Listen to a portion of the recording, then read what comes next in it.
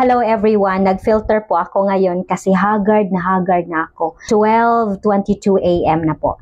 Okay, so mayroong mga nagtatanong kung interviewer ba ako or facilitator ba ako ni 51 Talk. No, hindi pa. Sana. Yes, pero I'm planning to apply.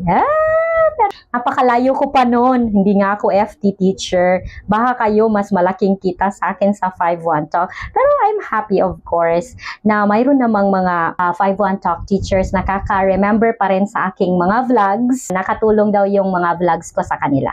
Yeah, so ngayon, isi-share ko sa inyo magkano na yung aking sweldo from May 16 to May 30. So bukas ay 31. Actually, 31 na ngayon ng madaling araw. So para naman ma-inspire kayo.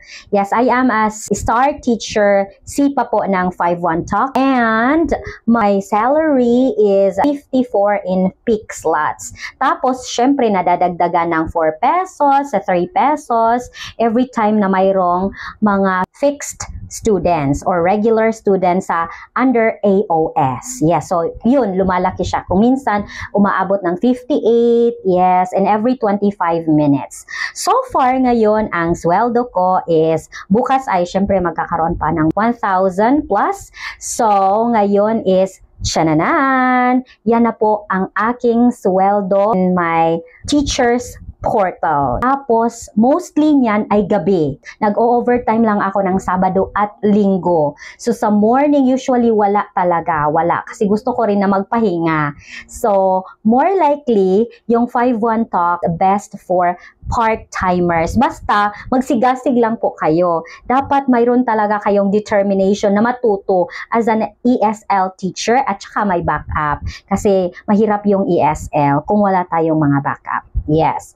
Okay, so malaking tulong po talaga sa akin si 51 Talk, especially na masyadong maraming mga babayaran, mataas talaga yung expenses natin ngayon. Basta, ka-career nyo lang talaga yung ESL, malaki yung pera po dito. Pero of course, you have to work harder as an ESL teacher. Yes, dapat mong matuto. Sana na ika-inspire naman itong sweldo ko. Yeah, testimony po yan. Legit na legit po talaga si 51 Talk. So, ano pang hinihintay mo? Mag-apply ka na. Bye!